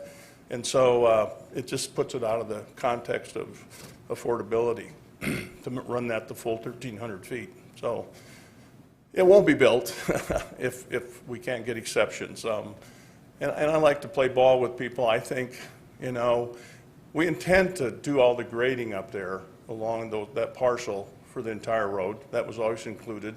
We intended to put a 6-inch deep gravel surfacing there to take it back to Reservoir Road for a second exit.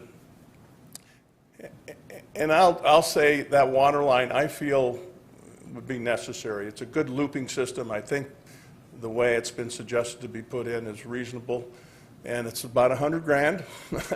But, you know, that the project can sustain. It can't sustain 800,000, I'll tell you, or 900,000 to do the rest of it. So any questions you have about that? But Ron said it better than I did, actually. It's a problem we have in our community that we all need to address. We need to get on top of this and figure it out.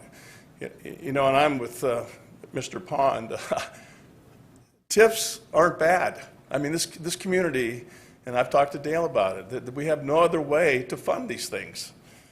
This property alone, if you put $300,000 on a house, is nearly $30 million in additional property, probably built out at this time over 3 years. That right there is $400,000 to $500,000 in additional taxes for the community and the area. And so we can pay, and I tell you, if you build that road, I have to, I mean, I'm a risk taker by nature, but they will come. I mean, we need the road to make practicality for others to build to the road. So that's what we're up against, and we kicked the can down the road, and we got the cart ahead of the horse too often, but that's the way we've continued to do it, and we really need to sit down and say, we got to do it differently. We got to figure this out. It's time. Our city's on the move. It's on the grow. There's other areas. I'm talking to other people about the same thing. I want to develop my land. I said, you got an arterial. It doesn't work. Doesn't work unless the city will play ball with us. We can't build around an arterial road. There just is simply no way to fund it on the cost of lots that we have to serve our city. So, said enough.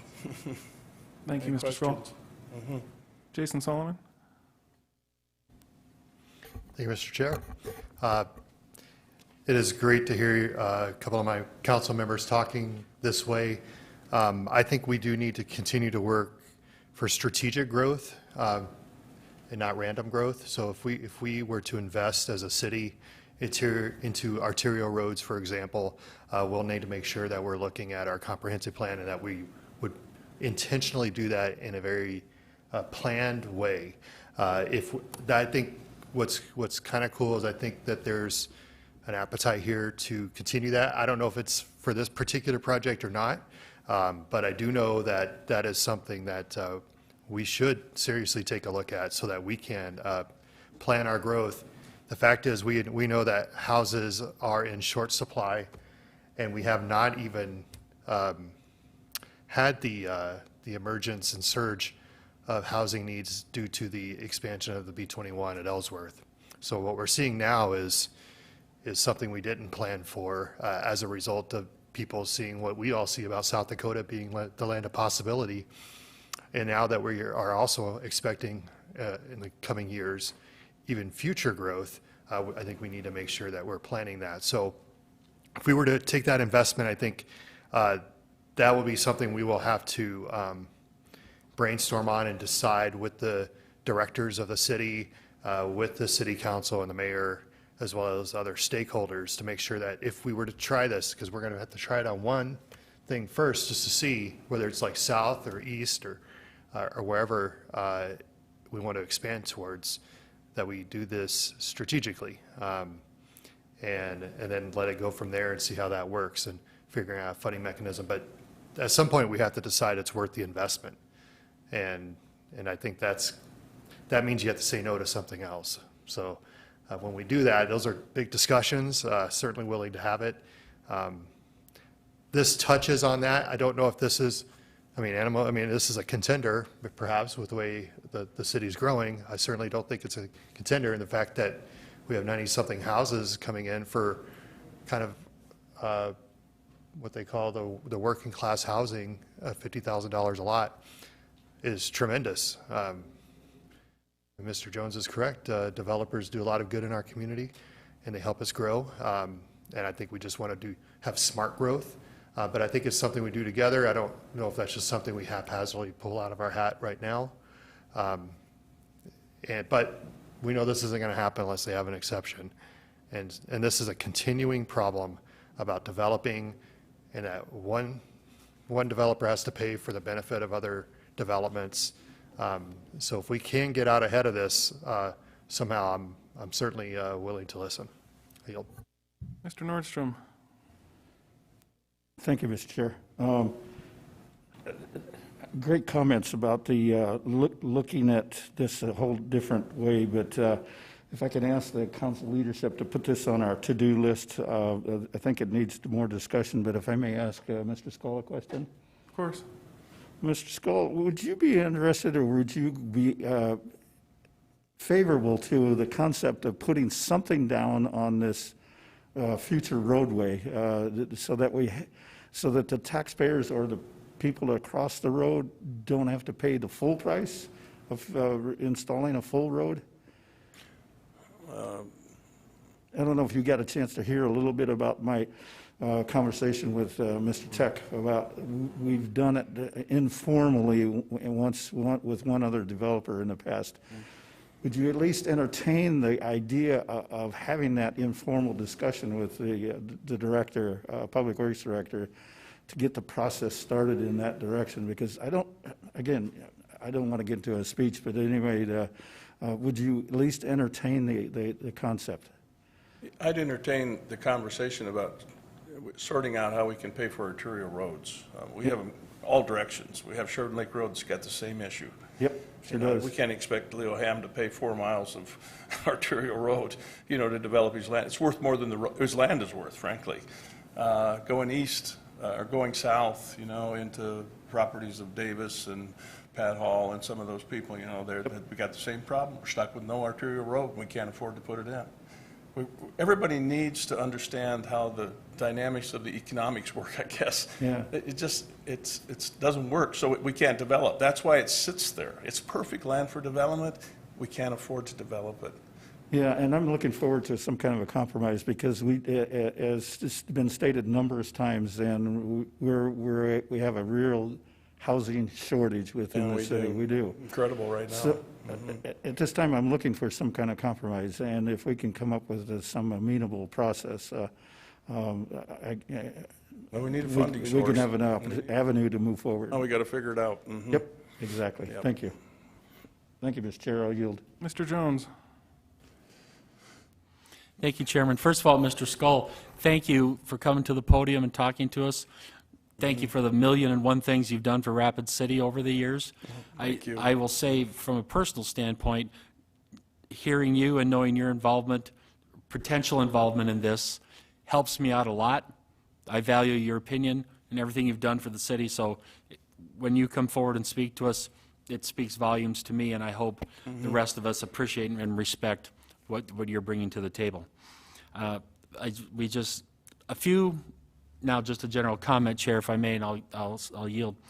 A few weeks ago, this same City Council entered into a public-private agreement to do some development in the Rapid Valley area, out by the school and off the road and that kind of thing, and we all talked about how important it is to have our eyes open, that that's the new way that we're going to have to think and do projects. So this seems like it might be, as Alderman Salmon said, a potential one in there. And so I'm excited about the potential of that. We have to think differently about how we do business to accomplish these things. Arterial roads, 2 words I've probably never spoken in my life until recently.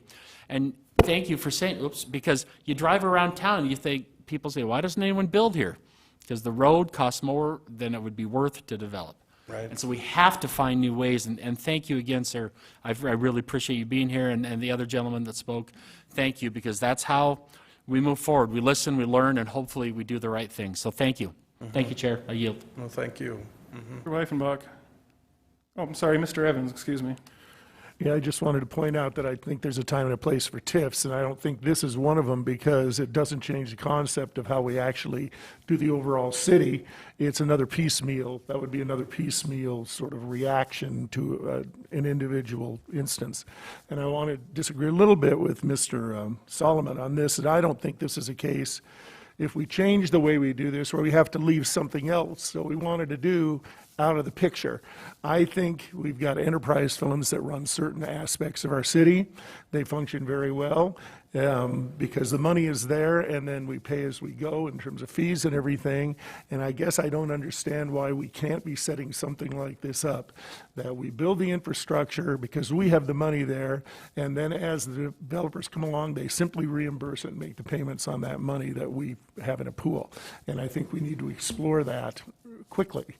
I brought it up, I think, the first time in July, a year and a half ago, so it's been like 16 months. Doesn't get any traction, but I think it's time we need to have some people get involved.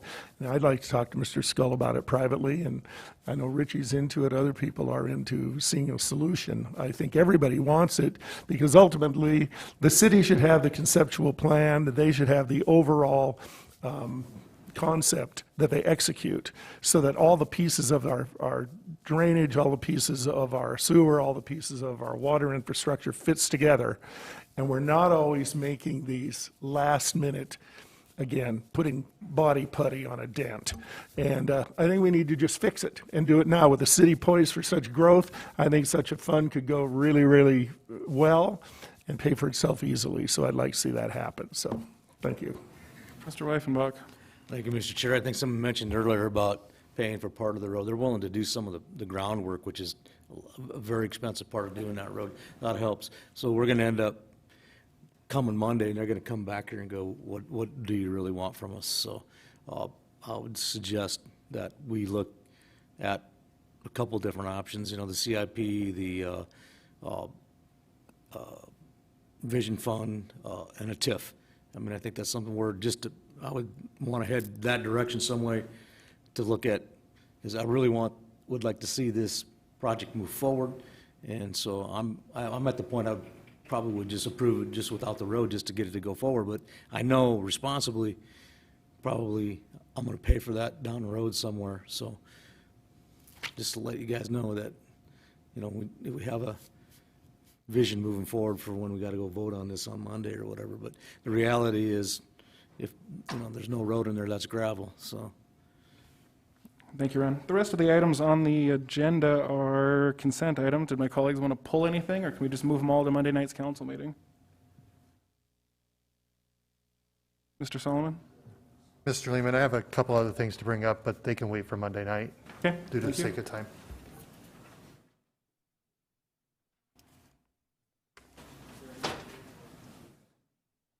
I'll get to that in a second. Mr. Nordstrom? Mr. Chair, a brief discussion, if I may, on items number 8 and item number 30. Items 8 and 9? 8 and 30. 8 and 30. Ron? Just number 6. Number 6.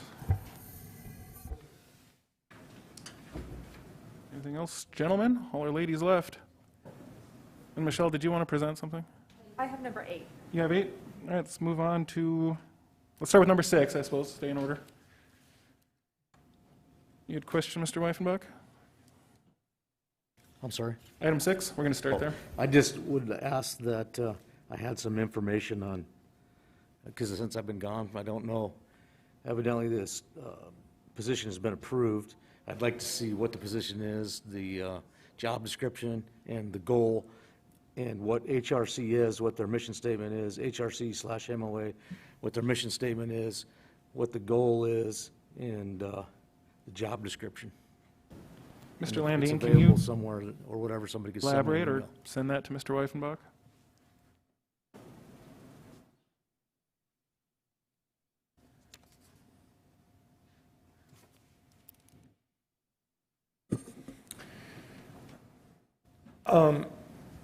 Jess Rogers from my office has been working on this, and Alderman Weifenbach, I think some of the stuff was on a previous agenda right before you were reelected, so I can maybe connect you up or send you a link to some of that you can look over. But what I'll probably do is Jess Rogers in my office has been working on this the most involved. Maybe have her reach out and in the next couple days talk to you about it, and then if you have additional questions prior to Monday night, just so we're prepared and we can address it better on Monday night if that works. Thank you. Thanks, Joel. Item number 8, Mr. Nordstrom. Thank you, Mr. Chair. In the interest of time, I've asked Michelle Schilke to bring us a little update on the CDBG grants that are funded, but if we can kind of skip to the end, Michelle, if it's all right with you, the funds that are being awarded, is it possible to have one of those participants in that or recipients of those funding bring forward a presentation at a future public comment period? Yes, thank you, Mr. Alderman. Yes, that'd absolutely be acceptable, and we can put a request out to the folks that are currently working on projects or even the 2021 projects to come speak at a council meeting and present their projects. Thank you. And I guess my goal would be to have something in the neighborhood of around a 5-minute presentation, if that's all right. And all right with the rest of the council members, so we get a better idea of where this money is going and how it's being utilized. Thank you. Of course. Thank you. Thank you, Michelle. And item number 30, Mr. Nordstrom again. Jason, you still awake back there? Thank you, Mr. Chair. Item number 30 is the approval resolution about writing off uncollectible ambulance billing accounts in the amount of $912,000. And I'm just kind of rounding the number, Mr. Chief Culberson. Can you give us a short story and appreciation for the time about how we're or why we're doing so much write-offs? Okay. So writing off of our bad debt, pretty common practice in the business world, which our enterprise fund is run identical to a business. So it operates off of user fees. So we transport somebody, we send them a bill. Oftentimes insurance will cover that, or the person is responsible for that. We do that, send the bill, and whether the patient pays or not is on the patient or the insurance company. So fast forward, we go through all the billing process, we bill the patient, we bill the insurance company, we recover that cost. At the end of it, it's the patient's responsibility. So at the end of that, they don't pay. We end up sending them to collections well before the end of the statute of limitations. It goes through the collections process, and then after the 6-year statute of limitations, the collection agency sends us back to it as bad debt, so uncollectible debt. The other half of that is patient that we transported is deceased, and they have no estate, so nowhere to get that money from. Yeah, it's a large, shocking amount of money. The main reason why they're large is because we spent many years in the early stages of our operations not putting forward the write-offs. So over the course of the last 3 years, we've been trying to get rid of some of that old debt.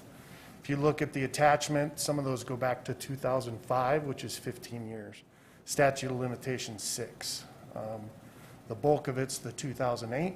We're trying to get all that off so it's not quite as big a number every time. Like say, you go back the last 3 years, we wrote off 1.7 in 2018, 790 in 19, and now the 912.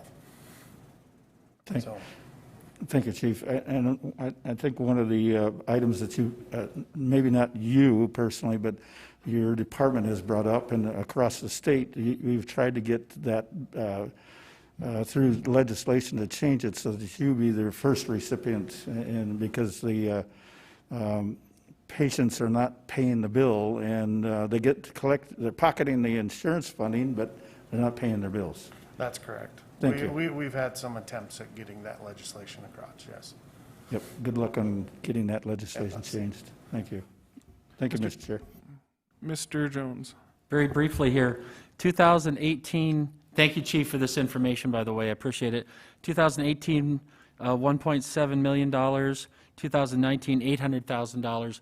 For the people who come in front of the city council and say that the city doesn't provide services to low-income people or people who have no money, that we deny them services, when someone calls 911, the ambulance responds. They don't ask, are you able to pay? They respond and provide top-level service. So the city is supporting and paying the bill for these people who don't pay their bills. So as people come forward and complain that we don't provide services to people in our town who can't afford them, that is just certainly not true. Your folks provide tremendous service, and we don't ask at the door if they can pay the bill, right? Correct. Thank you. Thank you, Mr. Thank you, Chair. Jones. Mr. Weifenbach. Thank you, Mr. Lehman. I'm just going to take a little latitude here and thank the fire department and South Dakota Wild. Over my head my whole Wildlands life. For going to the encampment that started hay bales on fire up there. They didn't have a plan to take care of it. Without any questions, our fire department from Rapid City went into the Bureau of Indian Affairs land and stopped the fire. Appreciate that, and a shout out to you guys and the other. It was, I believe it's South Dakota Wildlands Fire. What is it? It's actually Johnson Siding Volunteer Fire Department's Okay. district up there, and South Dakota Wildland, yes. Yep. Those organizations stepped in to help stop a huge catastrophe, and I appreciate that. Thanks, Chief. Any of the directors like to comment on any of their items? You've been troopers and stuck it out for the last 2 hours with us. Patrick, Jeff, Ted, I see you back there.